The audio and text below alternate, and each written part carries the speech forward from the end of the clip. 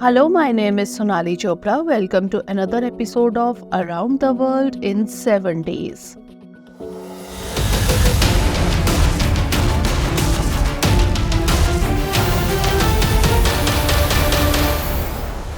Joe Saramago had said, "It is economic power that determines political power." Its imprint can be clearly seen on the world stage. While America was once considered the leader of the world, China has now tilted the centralization of power in its favor.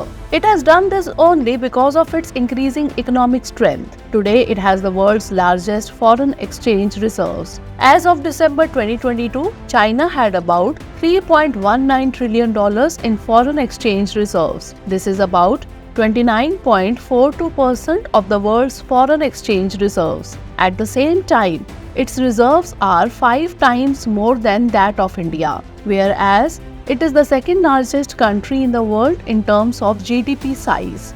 According to Forbes 2023 report, the size of China's GDP is 17,786 billion US dollars.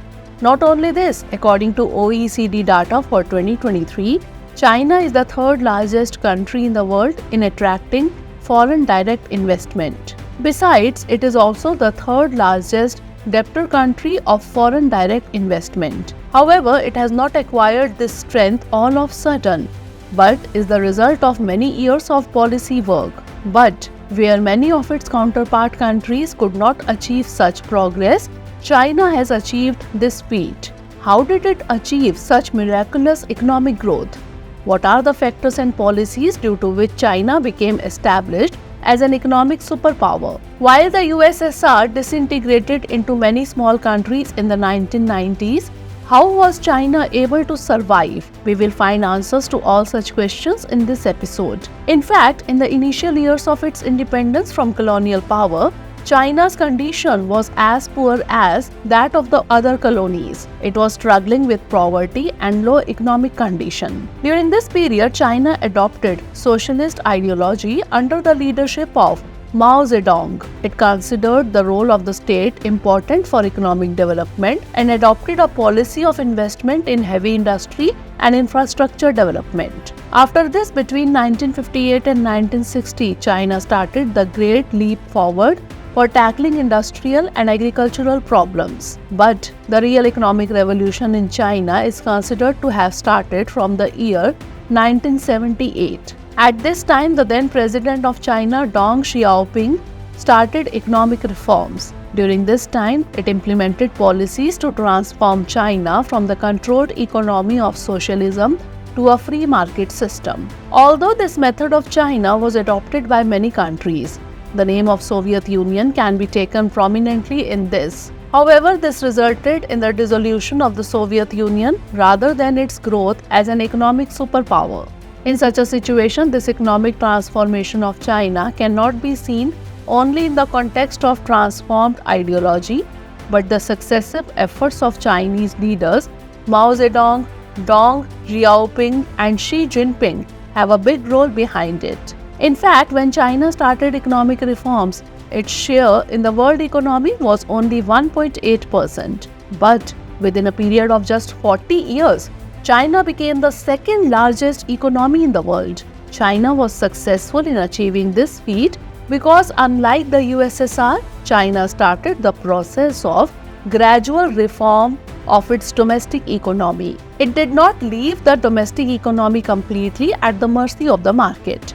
To improve its economy, it first decided where to invite foreign investment and where not. It did this in a planned manner rather than in an unplanned manner. The effect of this was that China's GDP increased by 3,230% between 1978 and 2016.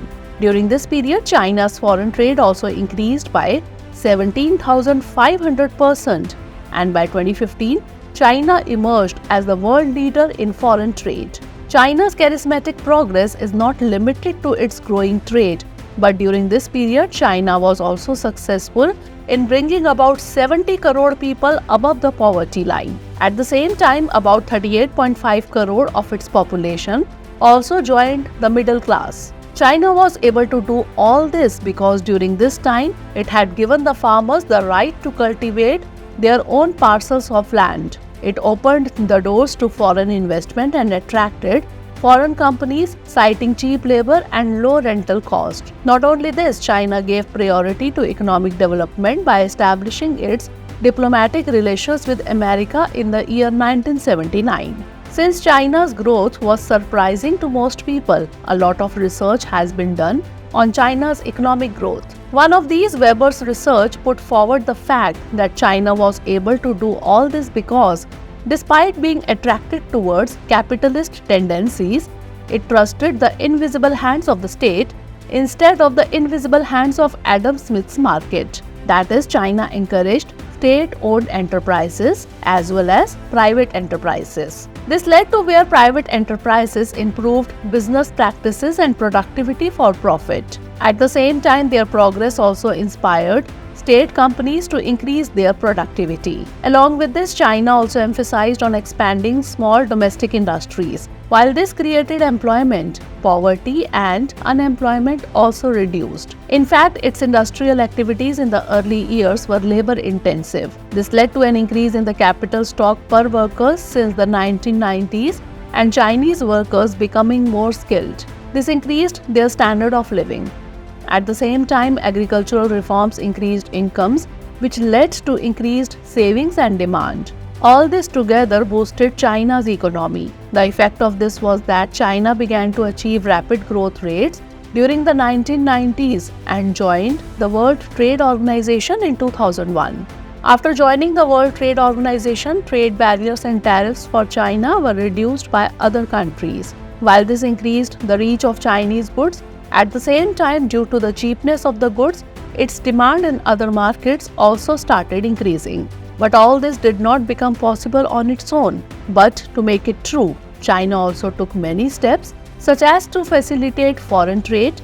It has amended more than 7,000 rules since joining WTO. During this period, it has also reduced the average tariff. This is the reason why China gradually became the world's production factory, and from 2009, it became the largest exporter of goods in the world, replacing America.